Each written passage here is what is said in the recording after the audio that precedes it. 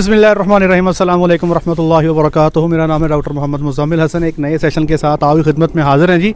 मेरे साथ एक फार्मर बैठे हैं, बहुत ही इंतहाई छोटे से फार्मर हैं और जस्ट 20 ईयर्स ओल्ड इनकी जो हैं, ये सिर्फ 20 एक साल के हैं।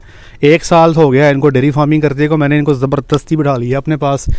तो लोग कहते हैं जी डॉक्टर मुज़म्मिल साहब छोटे फार्मर्स की बात नहीं करते, तो ये चूँकि छोटे फार्मर ही हैं, हाँ फ्यूचर में ये बहुत बड़े फार्मर बन जाएंगे। तो 1 साल हो गया इनको डेयरी फार्मिंग करते को। आज हम यहाँ जेके डेयरी फार्म पे गायों की सिलेक्शन करने आए थे, तो थोड़ा सा ना जी इनका एक्सपीरियंस हम लेते हैं कि डेयरी फार्मिंग में ये आए, क्या सोच के आए, क्या कैलकुलेशंस इनकी थी, अब तक इन्होंने क्या कमा लिया, आगे फ्यूचर में क्या देख रहे हैं एज ए स्मॉल फार्मर, बहैसियत छोटे फार्मर के, इनके प्रॉब्लम्स क्या थे और कैसे ये इसको आगे बेहतर करेंगे, कितना ख़र्चा ये कर चुके हैं अब तक, कितने जानवर थे, कितने पैसे कमा लिए हैं, क्या 10 जानवर रख के 1 करोड़ कमा चुके हैं अब तक, जो मूवी तौर पे यूट्यूब पे ऐड लगी होती है 10 जानवर रख के 1 करोड़ रुपये कमाएँ। तो सबसे पहले जनाब आप अपना ये बताइए कि डेयरी में आपको आए कितना अरसा हो गया और आपकी वर्किंग कितनी थी, इस पर कितना आपने इस पर वर्क किया डेयरी में आने से पहले? जी डॉक्टर साहब, तकरीबन स्टार्ट किए हुए कंस्ट्रक्शन को मुझे लैंड के ऊपर तकरीबन 1 साल हो गया। वर्किंग ऐसे कोई बहुत ज़्यादा नहीं थी, कोई थोड़ी बहुत ही की थी, कोई आप कह लें ब्राउजिंग की थी इंटरनेट के ऊपर ना, बाकी बेसिकली हैंड्स ऑन एक्सपीरियंस के साथ ही। और तकरीबन एनिमल्स मुझे ऐड किए हुए अपने पहले एनिमल्स अराउंड अब 8 to 9 मंथ्स हो गए। सही है। तो 40 लाख रुपया इनका लगा जी। 1 एकड़ की इन्होंने बाउंड्री की है, 4 इंच की दीवार है, 12 फुट ऊंची है। ऑफिस है इनका एक लेबर का रूम है, चिलर रूम है और 60 बाय 35 का इनका शेड है जी। और इसमें इनके जानवरों की जो कीमत है वो शामिल नहीं है। तो ये बताइएगा कि जब आपने डेयरी शुरू की तो किन जानवरों से आपने स्टार्ट किया और उसके बाद किस तरह आप जानवर ऐड करते गए? जो स्टार्ट मैंने अपनी तरफ से तो प्योर से किया था, लेकिन जो मेरी इनिशियल परचेजिंग थी 2 जानवरों की वो 100% प्योर है। मुझे बाद में इस बात की समझ आई कि नहीं है, काफ़ी हद तक प्योर थे, 100% नहीं थे। उसके बाद मैंने जो लिए हैं वो सारे अमेरिकन इंपोर्ट के एनिमल्स लिए हैं। हैप्पी कैटल से लिए थे, दो ने आप से लिए थे, और अब जेके पे आज हम जो है परचेजिंग करने आए हुए हैं। अच्छा, आपने क्या फ़र्क देखा?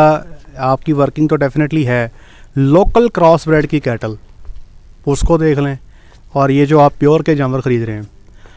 एक अजम्पशन है कि 6.5 या 7 लाख की प्योर ब्रेड की गाय लेने से बेहतर है कि आप क्रॉस की 3.5 लाख की 2 गायें ले लें। आपने इस पे वर्किंग नहीं की ऐसा? क्रॉस की गायों का 1-2 जो मेरे इल्म में मसले हैं वो तो ये हैं कि सबसे पहले उनके मिल्क प्रोडक्शन में कंसिस्टेंसी नहीं है, लंबा नहीं चलती। जो 35 लीटर की पीक अगर आपको एक अमेरिकन जानवर दे रहा है और अगर आपको 35 लीटर एक क्रॉस का जानवर दे रहा है तो उनका लैक्टेशन के यील्ड जो है वो बहुत डिफरेंट होंगे। अमेरिकन का बहुत ज़्यादा होगा चाहे पीक सेम हो। और दूसरे नंबर पे क्रॉस के एनिमल के अंदर परचेजिंग के अंदर बहुत ज़्यादा फ्रॉड है और बड़ी मुश्किल है अच्छा जानवर परचेज़ करके लेकर आना। सही।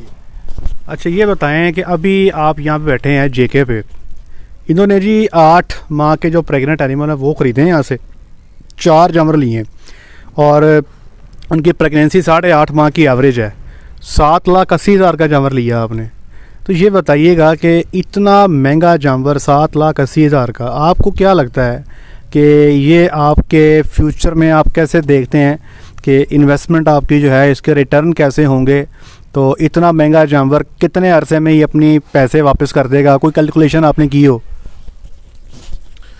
जब स्केल स्मॉल होता है तो थोड़ा सा आपका रिटर्न ऑन इन्वेस्टमेंट ज़रा लेट हो जाता है। जिस तरह आजकल 3 साल का अगर मॉडल चल रहा है तो मैं जब भी वर्किंग करता हूँ 5 ईयर से नीचे नहीं आता। दूसरा जो महंगा जानवर लेने का जहाँ तक बात है वो यही है कि बेसिकली ब्रीड इम्प्रूवमेंट, कि मुझे आगे से मैंने तो बेसिकली इनके बच्चियों से ग्रो करना है ना, जो मुझे आगे से इसकी ऑफस्प्रिंग आनी है उसी से मेरा फार्म ग्रो होना है। तो मैं अभी अगर सस्ता जानवर ले लूँगा तो it will take me 10 years to reach a point जो कि मैं अभी डायरेक्ट नेक्स्ट जनरेशन से अचीव कर सकता हूँ। तो आपके पास जो आप बता रहे हैं 2 क्रॉस के जानवर हैं, तकरीबन 4 आपके प्योर हैं, 4 आप ये डाल रहे हैं, 8 और ये 2 10 हो जाएंगे। तो ये बताएं कि जब भी तक तकरीबन साल ही हो गया आपको, कुछ पैसे बचे भी हैं उसमें? इस तरह है कि मेरे जो 2 जानवर थे वो अभी लास्ट मंथ पार्चुरेट हुए हैं, प्योर जो थे। उनमें से 2 जो थे वो 4 मंथ्स पहले जो उनसे हैं वो पार्चुरेट हुए हैं। तो जब मेरे 4 एनिमल्स मिल्किंग में थे, 2 ड्राई में थे, अभी लास्ट मंथ जो मेरा पूरा चला है, तो उसमें मोर और लेस उन्होंने ब्रेक इवन कर लिया अपना, सारे फार्म के एक्सपेंसेस उठा के। अब जब ये जानवर जाएंगे तो इनकी फिर नई दोबारा से जो सी है इकोनॉमिक्स सामने आएंगी कि ये जो है। आपकी ओवरहेड कॉस्ट कितनी है? ओवरहेड कॉस्ट जो सी है मेरी वैसे तो पर हेड जो सी है वो तो काफ़ी ज़्यादा है, तकरीबन आप कह लें 15 to 18,000 मेरी पर हेड कॉस्ट है ओवरहेड्स। 15 to 18,000 पर डे है?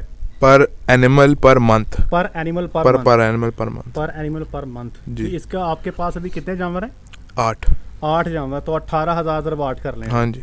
ये आपकी इसमें इलेक्ट्रिक कॉस्ट भी आ गई, सब कुछ सारा आ कुछ गया। जो है ना उठा लें। अभी तक के मेडिकल एक्सपेंसेस कितने हैं आपके? डॉक्टर की मदद में कितना खर्चा आया था महीने का? मेडिकल एक्सपेंसेस मेरे पार्चुरेशन के टाइम पे मेरे आए हैं 60,000 पर मंथ, एक मंथ के अंदर। उसमें मेरे 2 एनिमल पार्चुरेट किए थे उस मंथ के अंदर।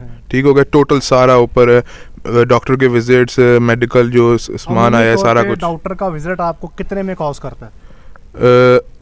एवरेज है 3,000 एक विजिट 3,000 का? जी। डॉक्टर की सिर्फ फीस है? जी। और कितने विजिट लेते हैं आप महीने के?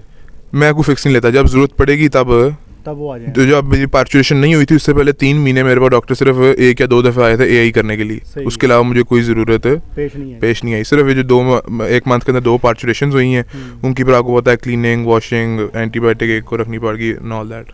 अच्छा ये बताएं, अगर आपको क्या लगता है कि कितने जानवर हों आपके पास तो आप ब्रेक इवन को क्रॉस करके थोड़ा बहुत मुनाफा भी कमा सकते हैं? अभी तो चूंकि आपने पहले 2 जानवर ऐड किए, फिर डरते डरते 2 कर लिए, फिर डरते डरते 2 कर लिए, तो आप डेफिनेटली आपकी एज भी थोड़ी है, आप स्टडी भी कर रहे हैं। कितना टाइम देते हैं फार्म को, और आपके ख्याल में कितने जानवर होने चाहिए कि फार्म सेल्फ सस्टेनेबल हो जाए, अपना ख़र्चा पूरा उठा ले और कुछ थोड़े बहुत इनकम का ज़रिया भी बन जाए? मेरे ख्याल से कि सेल्फ सस्टेनेबल होने के लिए और कुछ थोड़ा बहुत ऊपर आपको प्लस में देखे जाए उसके लिए 10 to 12 एनिमल्स। 12 भी कर लें क्योंकि अब जिस तरह इन्फ्लेशन हो रही है हर चीज़ की तो ये और 6 महीने बाद 12 ही हो जाना है। और जहाँ तक टाइम देने की बात है, ऑन एवरेज 4 to 5 आवर्स में फार्म पे जो सा फिज़िकली मौजूद होता हूँ। बाकी आपको पता है आजकल फ़ोन के ऊपर हर चीज़ जो सी साथ साथ कोऑर्डिनेट करते रहते हैं कि क्या हैपनिंग्स हो रही हैं। अच्छा, लेबर के बड़े इश्यूज़ होते हैं। अब आपने चूँकि डॉक्टर भी नहीं रखा हुआ, ठीक है, डॉक्टर के साथ तो कोऑर्डिनेट करके बड़ी चीज़ें आसान हो सकती हैं। अब आपकी सिर्फ लेबर से कोऑर्डिनेशन है, ख़ुद आप सिर्फ 4 घंटे फार्म पे रहते हैं, क्या लेबर उन चीज़ों को जो आप बताते हैं फुल जो है वो आपकी बताई हुई रिकमेंडेशंस पे ऊपर कर लेती है? लेबर का इशू तो आता है, ये तो बात आपकी ठीक है, लेबर का इशू आता है, लेकिन काफ़ी हद तक अगर बंदा ज़रा कोशिश करे ना तो काफ़ी हद तक चीज़ें आपको बेसिकली अपने पर पॉइंट्स फोकस करने पड़ते हैं कि कैमरास लगे हुए हैं फार्म पे, कैमरास लगे हुए हैं, और दूसरे नंबर पे आपने ये देखना है कि मैंने कौन सी चीज़ें जो ज़रूरी मनवानी है ये होनी चाहिए और कौन सी चीज़ें जिसके ऊपर मैं थोड़ा सा जो है ना कॉम्प्रोमाइज़ कर सकता हूँ। आपने अपनी प्रायोरिटी स्ट्रेट करनी है, ठीक है। और बाकी वैसे मैंने अब लास्ट मंथ से एक जो से LED जो है वो एज ए मैनेजर अपने फार्म पे जो थोड़ा बहुत मैनेज करे लेबर को और आगे पीछे का, ताकि मैं अगर क्योंकि अब एनिमल्स भी इंक्रीज़ हो रहे हैं तो इनका आपको पता है सारा इनके ऊपर नज़र रखनी पड़ती है, तो जो उसके लिए थोड़ी एक ट्रेंड आई चाहिए होती है। सही हो गया। तो ये बताएं कि वंडा आप खुद बना रहे हैं और आपने मुझे ये बताया कि जब से 2 जानवर भी थे आपके पास तो आपने वंडा बनाना शुरू कर दिया, क्यों वजह? लोग तो कहते हैं यार कि मुश्किल बड़ा हो जाता है चीज़ों को मैनेज करना और कॉस्ट ज़्यादा हो जाती है अगर आपने 2 जानवरों के लिए वंडा तैयार करना है, ज़्यादा बल्क में चीज़ें लेते हैं तो वंडा सस्ता पड़ता है। तो क्यों आपने खुद वंडा बनाया? क्या ज़रूरत पेश आ गई जब आपके जानवर ही सिर्फ 2 हैं? इतनी हेडेक लेने की क्या ज़रूरत पेश आई आपको? उसके अंदर ये था कि मैंने शुरू में को आप कह लें 3 to 4 वीक्स जो है बाज़ार का वंडा इस्तेमाल किया था उसमें, लेकिन मैं देख रहा था उस तरह रिस्पांस नहीं मुझे मिल रहा। एक जानवर को मैं 5 किलो से अगर 15 किलो पे भी ले गया हूँ ना तो दूध के अंदर मुझे उतना रिस्पांस नहीं मिला जितना मैं एक्सपेक्ट कर रहा हूँ। और दूसरे नंबर पे फिर जब मैंने अपना वंडा इसलिए बनाया ताकि मैं कस्टमाइज़ कर सकूँ। बाज़ार में आपको पता है 2 या 3 CP के वंडे हैं, उसी के अंदर आपने सारों को मैनेज करना है हर जानवर को। तो मेरा था एक जानवर है मेरा अगर क्लोजअप में है या एक अब मेरा जो है उसका दूध ज़्यादा है, का काम है, तो मैंने इनको किस तरह मैनेज करना है उसके लिए फिर मैंने जो है ख़ुद वंडा बनाने की तरफ विदिन 3 to 4 वीक्स जब मेरे एनिमल्स आए उसके बाद मैंने अपना वंडा उसी से तब से बनाना शुरू कर दिया था। सही है। तो देखें, अच्छा दूध की सेल किधर करते हैं और किस रेट पे करते हैं? दूध की सेल लोकल और तकरीबन 95 पे एवरेज निकल रही है, जो कि अब उम्मीद है कि अब जो क्योंकि दोबारा आपको पता है नेक्स्ट ईयर का जो उनसे रेट्स होने हैं तो ये 100 अबव हो जाएगी। अच्छा, ये कुछ बेसिक से सवाल थे, इनके जवाब मैंने इनका पहले एक डिटेल में भी पहले भी इंटरव्यू कर लिया था, फिर मैंने सोचा चलें आपके सामने रख देता हूँ। पहले 2 जानवर लिए थे इन्होंने, प्योर करके लिए थे, लेकिन वो क्रॉस के आगे अच्छे से परफॉर्म नहीं कर सके, इन्होंने अब उनको सेल कर दिया है। आप सौदा कर चुके हैं उनका, ठीक है। 3-3 लाख के इन्होंने जानवर लिए थे क्रॉस के, वो 6-6 माह के प्रेग्नेंट थे, लेकिन कोई अच्छा उनका रिज़ल्ट नहीं रहा। फिर इन्होंने 2 जानवर ख़ुद जाकर नायाब से लिए, मिल्किंग कैटल थी, हॉल्स्टिन थी, तो वो तकरीबन 26 से 27 लीटर तक इनको दूध उन्होंने दिया। फिर 2 कैटल इनको मैंने लेके दी हैप्पी कैटल से, तो वो माशाल्लाह एक 36 लीटर दे रही है और एक 32 लीटर दे रही है। अभी इनको आज फिर मैं 4 जानवर लेके दिए जेके से। देखें, मेहनत ये कर रहे हैं और जो चीज़ें मैंने इनको बताई हैं उसको बड़े अच्छे से एग्जीक्यूट कर रहे हैं। अब मेरी एक तशवीश थी कि एक बंदा जो ख़ुद स्टडी कर रहा है और जो इंतहाई छोटी सी उम्र के अंदर जिसने कारोबार शुरू कर दिया है, 2 बंदे रखे हुए हैं मुलाजिम जो 18,000 तनख्वाह लेते हैं, दूध का ख़र्चा डालने, मील का ख़र्चा डालने, तो दोनों मिला के 50,000 में इनको कम से कम कॉस्ट कर रहे हैं। डॉक्टर अवेलेबिलिटी पे जो है वो फ़ोन कॉल्स पे बुलाने पड़ते हैं, मेहनत ये कर रहे हैं।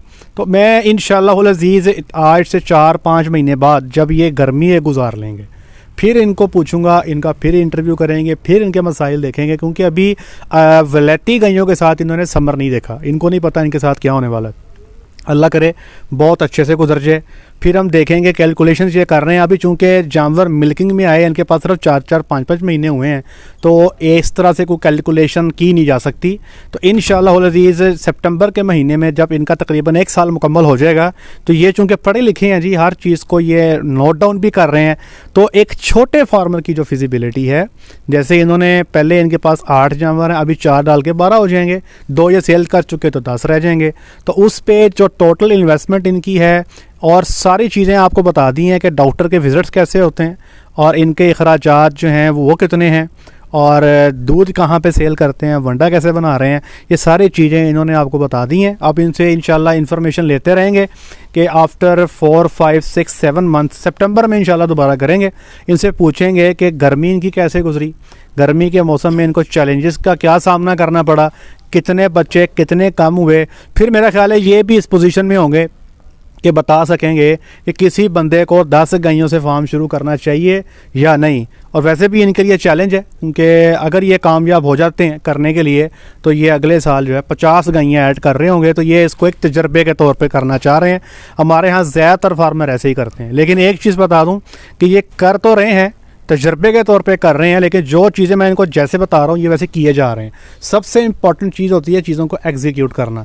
बताते हम बहुत सारी चीज़ें हैं लोगों को, लेकिन उसमें से कुछ लोग 20% कर पाते हैं, कुछ 40% कर पाते हैं, और कुछ सिर्फ एक कान से सुनते हैं दूसरे कान से निकाल देते हैं। तो डिपेंड ये कर रहा है कि ये कितने चीज़ों को एग्जीक्यूट करवा सकते हैं। फिर हम देखेंगे कि इसमें इतने पैसे लगाने के बाद 40 लाख इनका खर्चा हो चुका ऑलरेडी, जो इन्होंने इंफ्रास्ट्रक्चर पे लगा दिया, जो इन्होंने इक्विपमेंट्स पे लगा दिया। अभी तक जानवरों की मद में आज को 30 लाख की परचेजिंग कर ली है। हैप्पी कैटल पे हमने 11.5 लाख के जानवर खरीदे थे, न्याब पे भी शायद को 10 लाख के जानवर लिए थे आपने, तो 56 लाख रुपया ये जानवरों की परचेजिंग भी कर चुके हैं। तो 1 करोड़ तकरीबन 10 मिलियन जो है ये तकरीबन अब तक लगा चुके हैं। अब इस पे देखेंगे आगे ये क्या बनाते हैं, कुछ बचते हैं, कम होते हैं, आगे मज़ीद जानवर ये ऐड करते हैं नहीं करते, ये इंशाल्लाह इसको हम ट्रैक डाउन करेंगे और आपके साथ इंशाल्लाह सितंबर में ज़रूर शेयर करेंगे। तो अभी कुछ भी कहना काबिल वक्त है जी, दुआ कीजिएगा इनके लिए, अल्लाह इनके लिए आसानी वाला मामला करे। हम इंशाल्लाह इनके लिए हाज़िर हैं, जहाँ भी इनको हमारी हेल्प की ज़रूरत होगी हम इनकी पूरी जो है ना इंशाल्लाह इनकी हेल्प करें। आज तक के लिए इतना ही, अपना ख्याल रखिएगा, दुआ में याद रखिएगा, 5 वक्त की नमाज़ अदा कीजिएगा। अस्सलामु अलैकुम।